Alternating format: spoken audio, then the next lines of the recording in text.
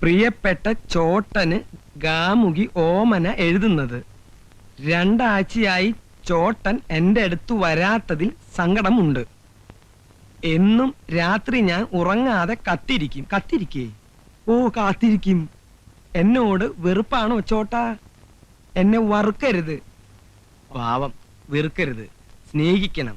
ഒരു ഭയങ്കര കാര്യം അറിയിക്കാനാണ് ഈ കത്ത് എഴുതുന്നത്. എന്റെ മാസക്കളി തെറ്റി. എന്റെ മാസക്കുളി തെറ്റി. ഞാൻ ഗർഭിണിയാണ്. എന്റെ വീട്ടിലാണ്.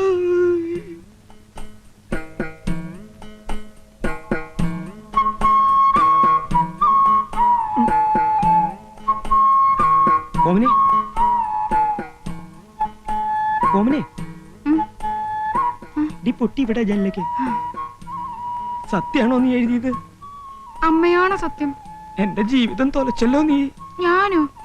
രാത്രി കുടിച്ച് വെളിവില്ലാതെ എന്റെ മുറി കേറി വന്നിട്ട് ആട് തരാന്നൊക്കെ പറഞ്ഞ് എന്നെ മയക്കി നശിപ്പിച്ചിട്ട് ഇപ്പൊ ഞാൻ തൊലച്ചെന്നോ? ഞാനിവിടെ കെട്ടിത്തൂങ്ങി ചാവും. ഓമനെ, നീ കടുങ്കൈ ചെയ്യരുത്. അങ്ങനെ നിർബന്ധാണെങ്കിൽ പുറത്ത് പുറമ്പോക്ക് ഭൂമി എത്രയോ കിടപ്പുണ്ട്. അവിടെ നല്ല മാവും പ്ലാവും ഒക്കെ ധാരാളമുണ്ട്.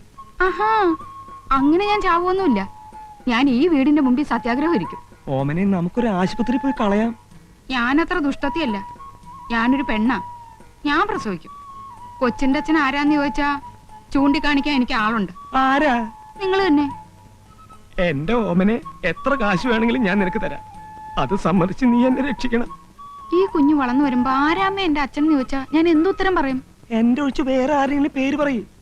പേര് പറഞ്ഞാ പോരല്ലോ, ചൂണ്ടിക്കാണിക്കാൻ എനിക്കൊരാള് വേണ്ടേ? ചൂണ്ടിക്കാണിക്കണം എന്തത്തെ നിർബന്ധം? യോണി. അയ്യോ തേശാമ്മ.